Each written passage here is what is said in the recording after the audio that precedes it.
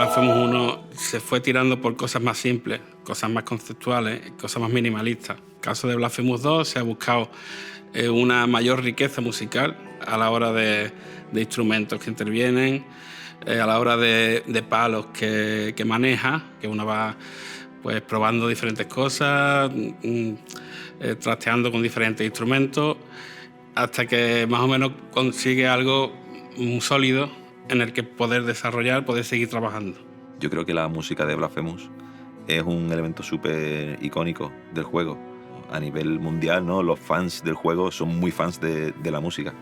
Entonces es un apartado que hay que cuidar muy especialmente, y para cuidar la música también tenemos que cuidar al músico que hay detrás. Se han cogido inspiraciones de melodías icónicas del flamenco, como puede ser la tarara, palos de flamenco antiguos como la folía. El tema de la ciudad es una especie de construcción de una sevillana. A simple vista no se identifica, pero realmente es como coger las progresiones y las armonías de una sevillana y darle otro tratamiento. Pienso que todo el juego es un homenaje al folclore, a la cultura.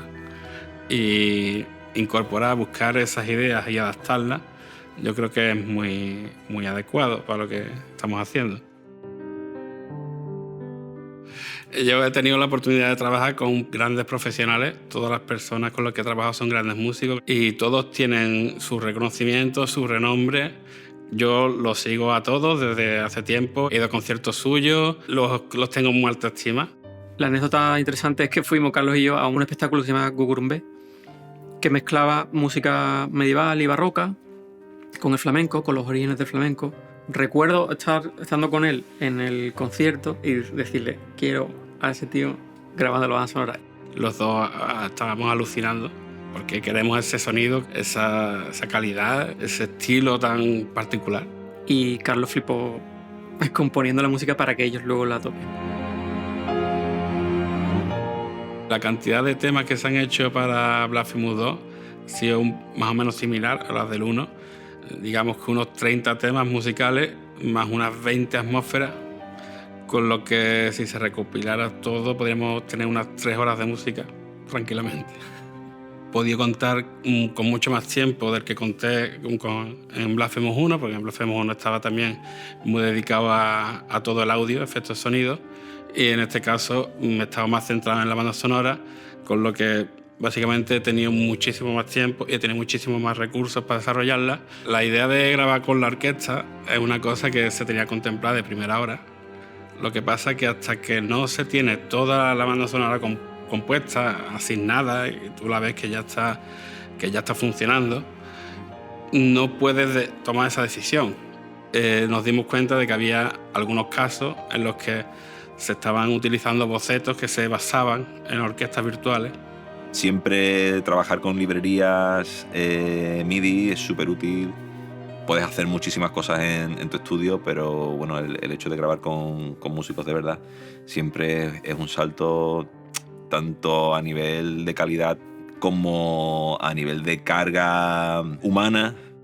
Y que claro, esos bocetos de alguna manera necesitaban que se le grabara con una orquesta real. La grabación que hicimos en Madrid, en Estudio 1, intentaba ser como un empujón de calidad, ¿no? a parte del trabajo que ya ha ido haciendo Carlos durante todo el juego. Mi trabajo en Blasphemous 2 es ser orquestador, es decir, coger todas las partes que se van a grabar con orquesta y desarrollarla para que pueda ser grabada en un estudio profesional. Desde el inicio, Carlos Viola hizo de comunicación conmigo directa, me puso al tanto en cuanto a conceptos artísticos, modelos conceptuales, historias detrás de cada personaje que yo tendría que trabajar y así ambientar de una manera más precisa todo el sonido que finalmente se va a plasmar en el videojuego.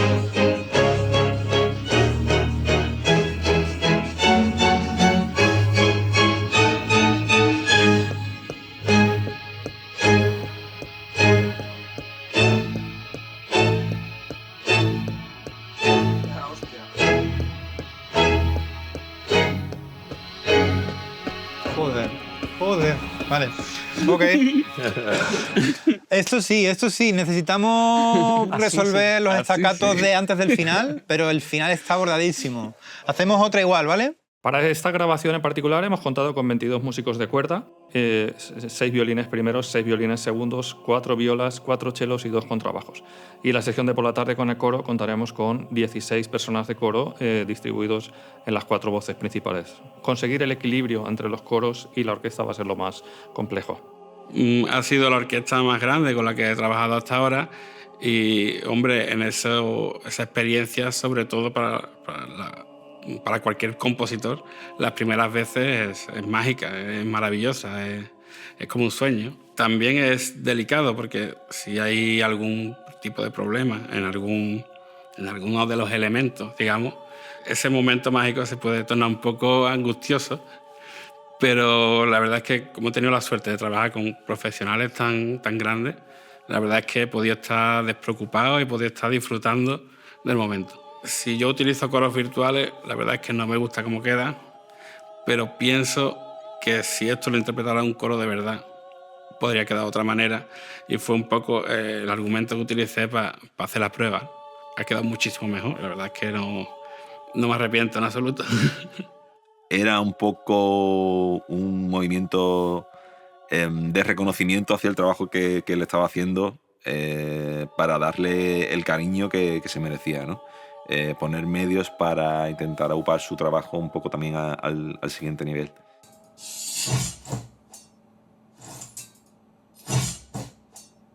Para crear un efecto de sonido, aquí se parte principalmente o bien de material grabado propio o de librería. Generalmente muchas veces hemos tirado de muchos efectos de sonido de librería que tenemos que trabajar muchísimo. Si lo necesitamos, grabamos nuestro propio material o lo sintetizamos. Tenemos que ver las variaciones que necesita ese sonido.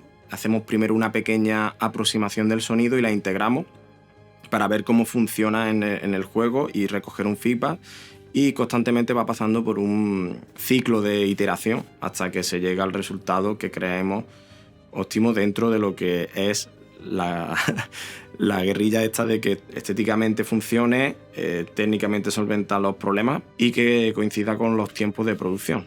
Llevarlo al terreno de la imaginación y de hacer posible algo que es fantasía pura, yo creo que eso es lo que más me gusta, ¿no? Como traducir algo del mundo de las ideas a lo tangible, ¿no?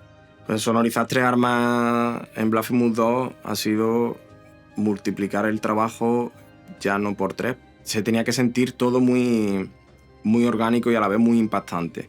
Las armas, como una mecánica tan principal del juego, están en constante evolución.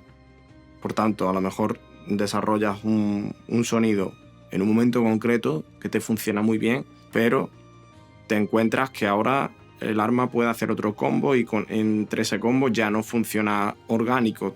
Por ejemplo, la ropera y la daga es un arma muy rápida y esos sonidos tenían que funcionar con esos movimientos de animación tan rápidos. El censer es un arma que tiene su cadena, tiene su impacto, puedes compaginar combos. Si lo enciendes pasa se tiene que sonar a cómo está encendido. Ya no solo en lo que son las armas, sino el propio penitente. Creo que ha sido todas las acciones en general bastante interesante de abordar.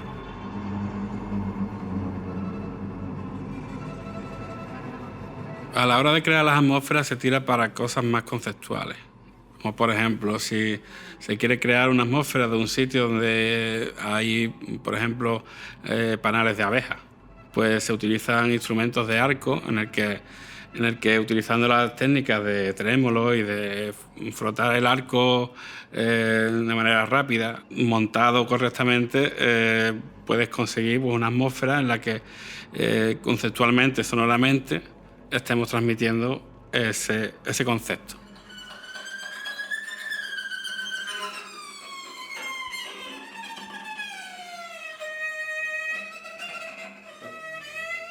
El día a día son pequeñas tareas que parecen no estar vinculadas muchas veces porque son un sonido de arma aquí, un sonido de salto, procesar una voz, hacer un ambiente, son como pequeños ingredientes para hacer un plato que al final tiene que ser completo.